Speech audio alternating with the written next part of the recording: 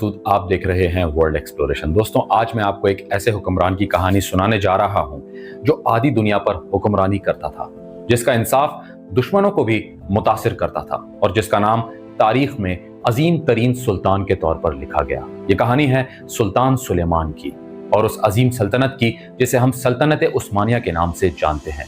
एक ऐसा दौर जब इंसाफ को दीन की बुनियाद समझा जाता था, इल्म को हुक्मरानी का जेवर और ताकत को खिदमत खलक का जरिया। आइए इस सुनहरी दौर का जायजा लेते हैं, न सिर्फ तारीख के तौर पर बल्कि एक सबक के तौर पर जो आज की दुनिया को एक नई रोशनी दिखा सकता है।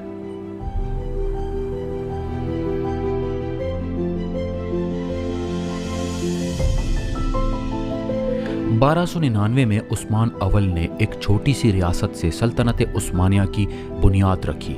ये सल्तनत खिलाफत अब्बासिया के ज़वाल के बाद आलम इस्लाम के लिए एक नई उम्मीद बनकर